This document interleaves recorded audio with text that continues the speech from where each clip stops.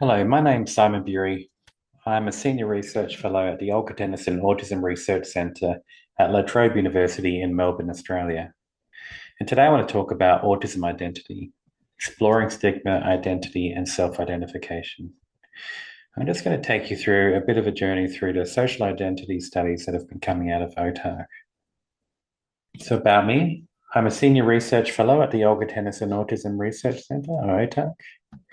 I'm also a clinical psychologist. I'm Australian. This is a photo of me with the cutest animal of the world, the quokka. I'm a guitarist. I'm a father. I'm a fantasy nerd. Yes, that's my daughter at Hobbiton. Dressed as a hobbit, even though her name is Arwen. I'm a scuba diver. I'm a lot of things. What I'm listing here is a range of social identities or categories that I feel characterize myself well and provide me with great context about myself. This is important because I want to talk today about social identity approaches. So, social identity refers to a person's sense of who they are based on their group membership. It's not personal identity, that is, the traits and characteristics unique to the individual, such as their interests, values, or personality. Social identity is a group-based aspect of a self, the cultural background, gender, religion, or profession. And I want to make a bit of a case that's supported by advocacy that autism itself is a social identity. So what makes a good social identity or category? The social category identity needs to be meaningful. We normally judge this by the comparative fit and normative fit.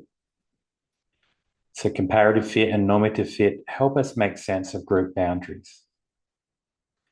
We're constantly interpreting in social information. Comparative and normative fit help us decide if a social category makes sense. So comparative fit is how well perceived differences between groups, the us and them, align with category barriers. Or it's, are people within a group more similar to each other than to people outside the group?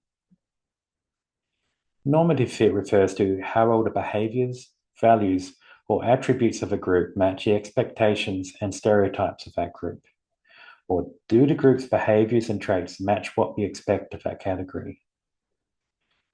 If both normative and comparative fit are met, we're more likely to recognize and accept a category as valid, both for ourselves and others.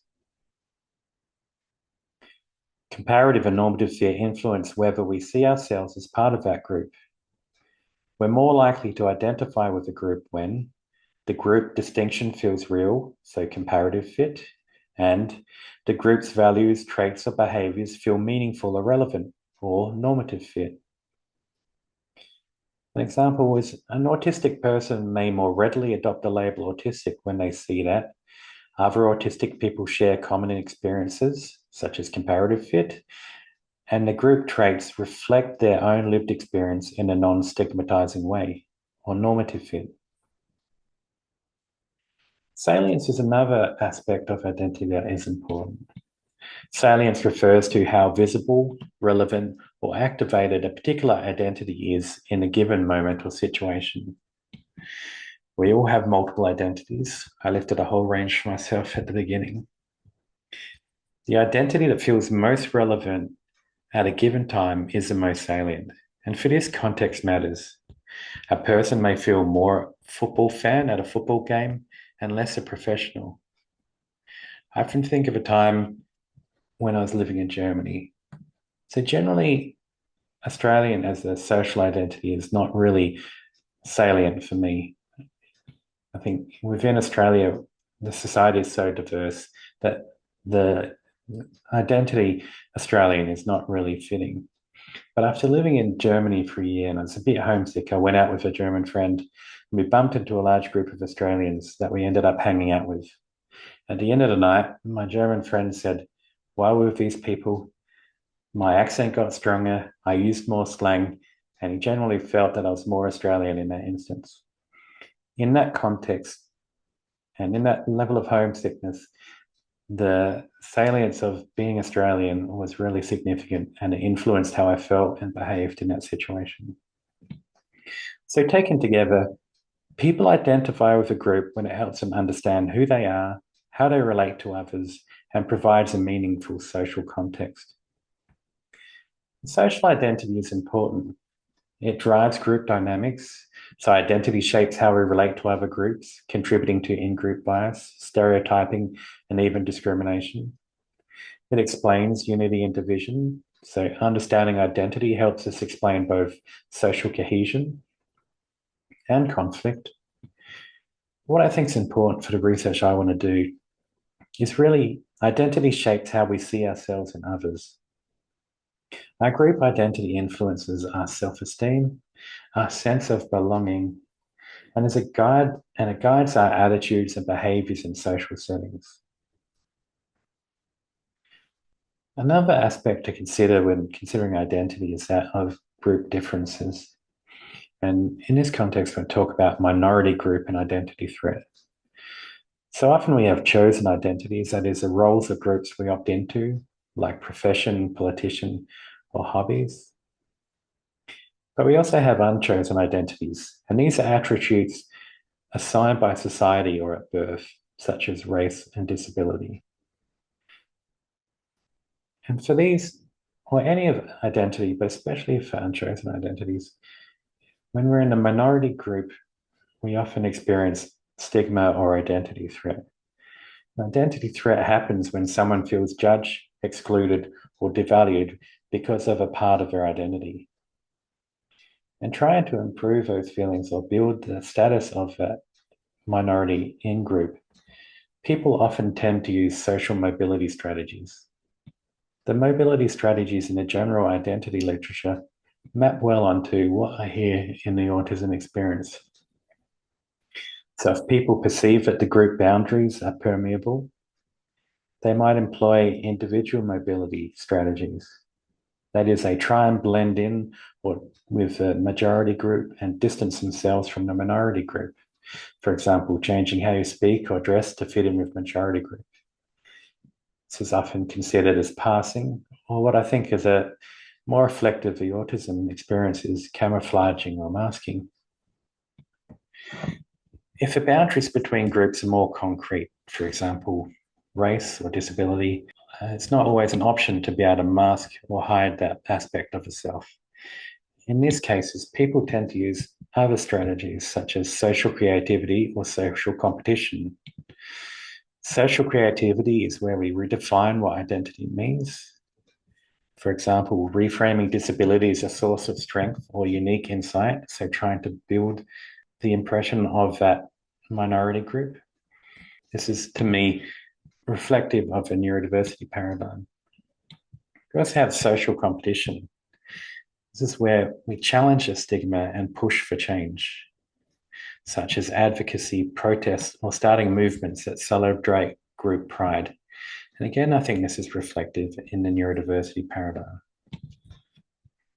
So taken together, I think social identities approaches give us a way of understanding autism identity and how autistic people build an identity and how they choose to express this identity.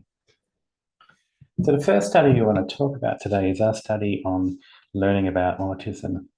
And we were really interested in understanding how sources of autism knowledge or where people learn about autism influence their identity and how they choose to express that identity. So we know that people on the autism spectrum learn about autism from a diverse range of sources. And this may differ as a function of age of diagnosis or gender, with people who are diagnosed as an earlier age tend to learn about autism more from professionals or their parents. And those that get diagnosed at a later age tend to learn more from online research or advocacy groups. We also know that these sources of information may vary in the quality of information or the accuracy of information they provide, the portrayal of autism. So is it a more medicalized view of autism? Is it a more neuroaffirming view of autism? And also the diversity of information they offer. So we really wanted to know, where do autistic people learn about autism? And is a source of information related to the accuracy of their autism knowledge, their perception or internalization of stigma, their development and endorsement of an autism identity, and how they choose to express that autism identity. Do they choose to mask or hide that aspect of themselves, or do they use a strength-based approach, talking about special abilities? So we presented participants with a range of sources of autism knowledge. We had professionals, parents, caregivers, autism advocates, television, movies and media, social media, books, journals, online blogs, and online research. And we asked participants to rate whether each or how much each source of information influenced their understanding of autism, or where they learnt about autism the most. We had some loose hypotheses. We know that professionals, parents, and books tend to talk about autism from a more medicalized or pathologizing approach. So we suspected that that might lead to less of an endorsement of an autism identity and of a strength-based description of autism. We know that media and movies tend to present stereotyped views of autism, although this does seem to be improving a bit, but generally they're very stereotyped. And we thought because of this stereotype view, if I learned from movies or media, that this might lead to greater internalized stigma, less accurate autism knowledge, and a less of an endorsement of an autism identity. Because we know online sources and advocates tend to be more neuroaffirming, we thought that people who learned from online sources and advocates would have a greater endorsement of an autism identity, endorsement of autism strengths, and were less likely to mask. To do the study, we recruited 198 autistic adults in Australia. We did this through social media and through autism peak bodies in Australia. This is part of a larger autism identity study, and I'll present a few studies from this data set. But relevant for the current study I'm talking about is we got participants to complete measures of autism knowledge, the accuracy of autism knowledge, their experience internalization of stigma. We used standard social identity measures used in other identity studies and framed it to measure an autistic identity. We had a self-made measure of masking and a measure of the endorsement of autism special abilities. We found that overall participants learned about autism from online research and followed by professionals, books and journals. And they learned about autism least from the media or from television and movies. Participants were also given the option to list other sources of autism knowledge, and we had friends, others with autism, family members, their own experience or observation, or other experts. It really would have been nice to have these listed in the broader study, but alas, we didn't do consultation well where we might have had these items listed had we done a bit more consultation before the study. Regardless, from the sources that we did have, we found some gender differences. For parents, professionals, television, movies, and media, books and journals, there was no gender differences from where they learnt about autism. But for autism advocates, online blogs and online research, female and non-binary participants rated these avenues of information as a greater source of their knowledge than males. And for social media, non-binary participants rated this as a source of information higher than females, and females rated as significantly higher than males. The key findings from this study, I won't go through all the results, was that participants who said they learnt about autism from more conventional sources, that is parents, caregivers, and professionals, reported higher internalized stigma, were less likely to endorse special abilities or strength-based descriptions of autism, and have a lower autism identity. Whereas participants who suggested they learnt about autism from alternative sources of information, such as online blogs and social media, reported lower internalized stigma. They were more likely to endorse strength-based descriptions of autism. They reported a higher autism identity. And interestingly, they also had a more accurate understanding of autism. So taken together, these findings raise questions about how authoritative sources of information discuss autism. They also question the potential value of alternate autism-affirming sources of information and ask the question, who is the arbiter of autism knowledge? Although we did find gender differences in where participants learned about autism, when we controlled for gender, the effects of source of information on the outcome variables remained the same. We also had some limitations in data collection that would have been solved had we done a bit more consultation.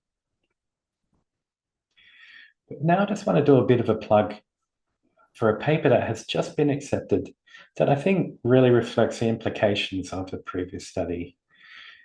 And in this study, my colleagues, led by Rebecca Flower and Rachel Gillett, we conducted a Delphi study to really understand and define neurodiversity affirming practice for psychologists working with autistic adults. And we used a traditional Delphi study. We had a expert panel of 28 people, including autistic psychologists as the largest group, followed by autistic people with lived experience of working with psychologists for mental health. And finally, we had a group of psychologists who believe they provide neurodiversity affirming practice. In the first round, we asked qualitative questions to define what neurodiversity affirming practice. Then we had further 2 rounds where we sought consensus on the descriptions of neurodiversity affirming practice identified in the first round. Research team was neurodiverse. We worked with autistic advisors throughout. Partway through, because the expert panel provided such good information, we decided to include them as authors on the paper. And taken together, we developed a definition of neurodiversity affirming practice, which was underpinned by 7 principles. And these were a commitment to continued learning about autism, providing safety to be one's autistic self, authenticity and humility in practice, validation of autistic experiences, autistic-informed person-centered support, finding a shared way to communicate, and a genuine acceptance and appreciation of autism. Really hope this paper is a first step in really defining neurodiversity affirming practice and shifting how professionals work with autistic people to hopefully lead to better outcomes. Okay, jumping back to social identity, another study from the previous data set, we were interested in how people chose to express their autism identity. And for this was a study on language preference. In the study, we presented participants with 6 commonly used terms to describe autism and got them to rate the most preferred terms and those that were most offensive on a rating scale for 1 to 7. We also wanted to understand the reasons behind people's preferences. So when we got people to rate their preference for a term and their offensiveness, we found that autistic and autistic person, as well as person on the autism spectrum, were rated as the most preferred and the least offensive, with no significant difference between these terms. We found that terms with pathologizing language, such as person with autism or person with autism spectrum condition, were rated least preferred and most offensive. And interesting to this is often language preference is split into person first and identity first. So identity puts the identity first and person has person first, which I'll do a bit more as later on in this talk. But what is also really highlighted that With person on the autism spectrum, not all person first terms are created equal. And this was also reflected in when we got participants to rank their preference of terms. So on the left, we have the terms in their rank order from highest or most preferred to least preferred. So 1 was top place or first place, and 6 was last place. We have the weighted rank means from the Friedman test in the next column. And then the numbers 1, 2, 3, 4, 5, 6, and the frequencies below was how often participants rated or placed that term in that position. And so, interestingly, from this study, person on the autism spectrum was ranked the most preferred overall and was significantly higher than other terms. It's important to note that because 1 was most preferred and 6 least preferred, that a lower number or a lower mean means most preferred in this instance. What was of real interest to us was that of all the terms, autistic was rated first the most, with 37.9% of participants rating it as most preferred, which is higher than person on the autism spectrum. But interestingly, a large amount of participants also rated it as the least preferred, with very little in between. What sort of suggested to us is, for this sample, autistic was a highly debated bipolar term, whereas person on the autism spectrum, while not rated ranked first as high as autistic person, was barely rated least preferred by any participants, which pushed it up to the top, which sort of suggested to us that person on the autism spectrum was really the safe bet when you're unsure what language preference people had. With the ranking, we asked people why they chose their most preferred and why they chose their most offensive.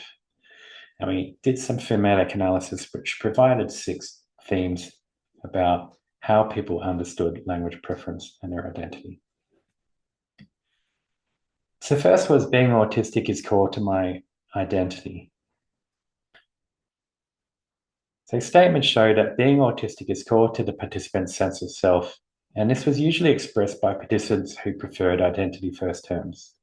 An example statement would be, because I feel that my brain being wired differently isn't a condition, and I will always be autistic. It's not something I will outgrow or can be changed. I find using the label autistic helps me to be proud of my identity and embrace my differences. I find it empowering and not as degrading. In contrast, another group of participants, the theme that came out was having autism is part of my identity. So for some participants, autism was just one part of their identity, and being a person came first, usually expressed by those who preferred person first terms. An example statement, because this is how I describe myself.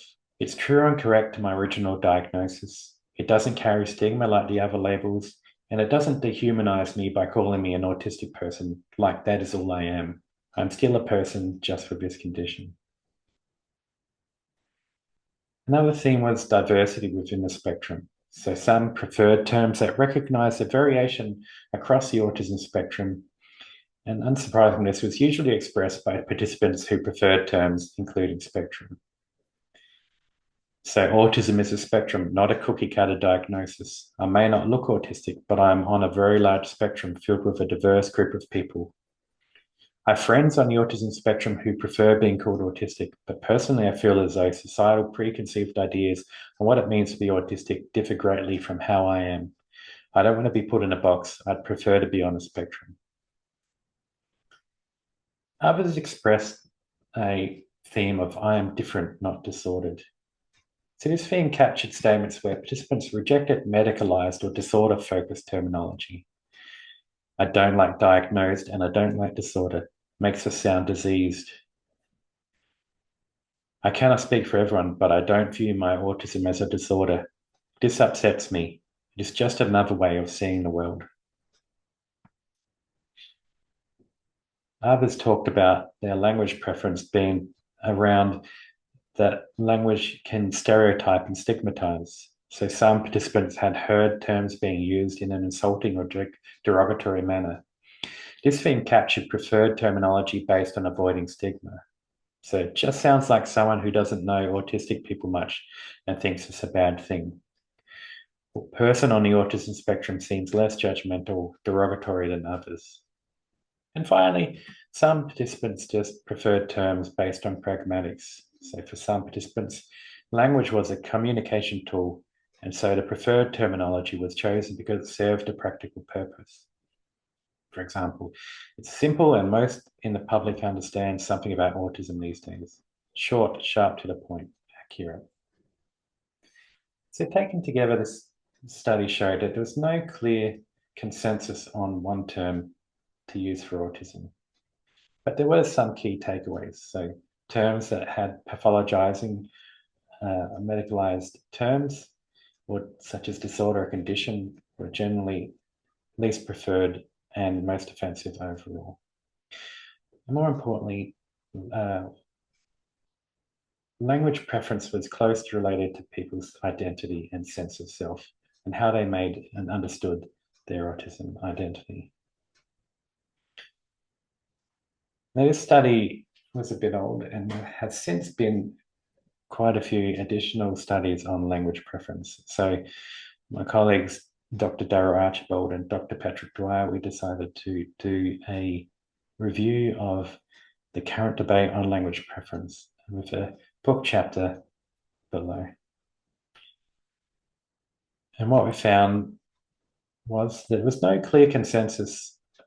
Members differ in preferred terminology. So for identity first language, there was across studies a shift towards identity first language by autistic adults, especially for people or countries where English is the primary language spoken. It also often was rejected by professionals or parents unfamiliar with neurodiversity discourse. Person first language, on the other hand, was more common among professionals and parents, and it was still preferred in some cultural and linguistic contexts. For example, 2 studies for Dutch-speaking countries had person first language as most preferred overall, which raised questions around culture, around views of disability and language. We also recognize limitations across the studies. So the terms seem to change between studies. For example, person on the autism spectrum wasn't always included across studies. We notice that many studies, or most studies, were advertised as about language or identity, which may have had some self-selection bias. That is, it likely attracted individuals already engaged in advocacy or with strong views. They were also all conducted online, which presents accessibility issues for people who communicate in different ways.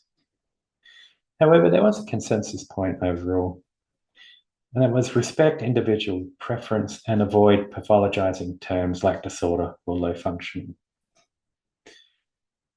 But these studies, generally, including ours, tend to be just a rating of what terms people prefer, while our qualitative results match other qualitative results, explaining why people choose specific terms.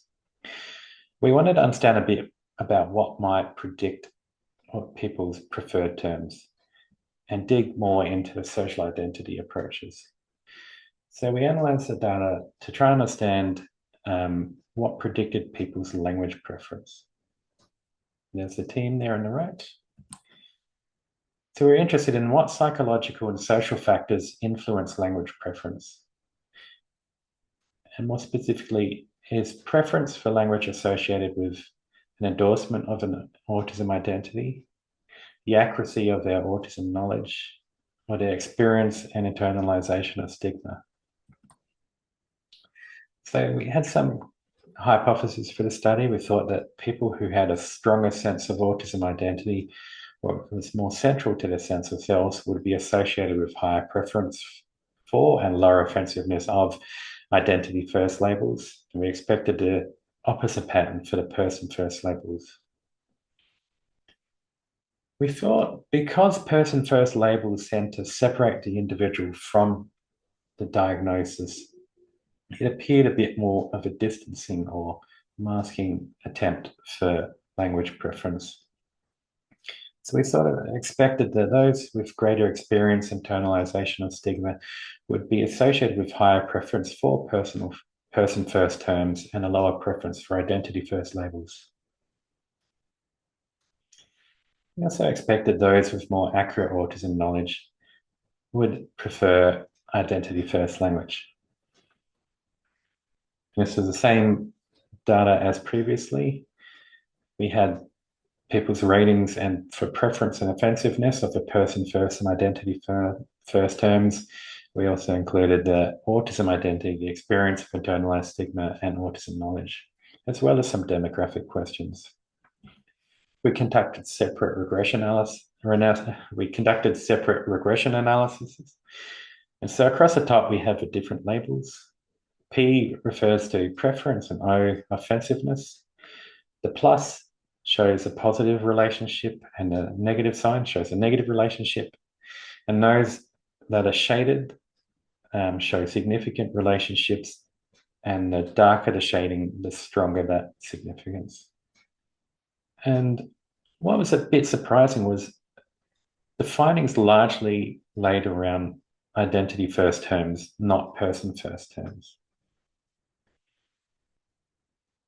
The findings were not surprising. So those who had autism, stronger endorsement of autism identity, or who's found autism more central to their sense of self, tended to prefer identity first terms and find these terms less offensive.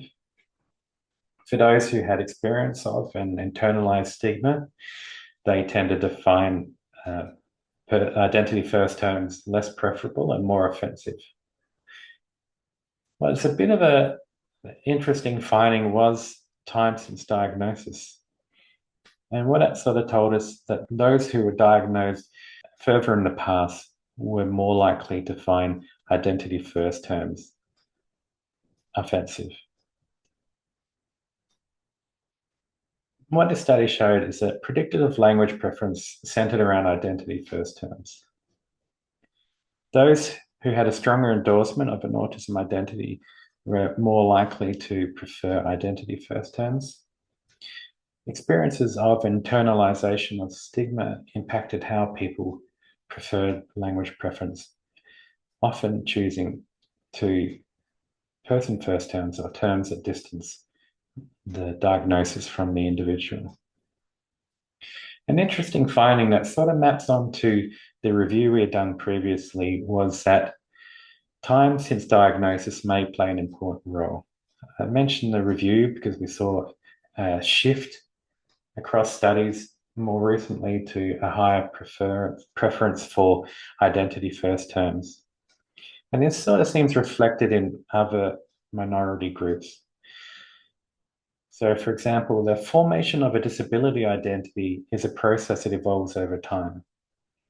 And we've seen, for example, with blind or deaf people, that growing up after shifts away from medicalized views of disability led to more positive identity formation. And with the introduction of a neurodiversity paradigm and a greater strength-based advocacy for autism, it might be that this explains why. Thank you for your attention, and thank you to the organising committee for inviting me to this talk. If you have any questions, feel free to send me an email, or if you want any of the papers discussed within this talk. Thank you again.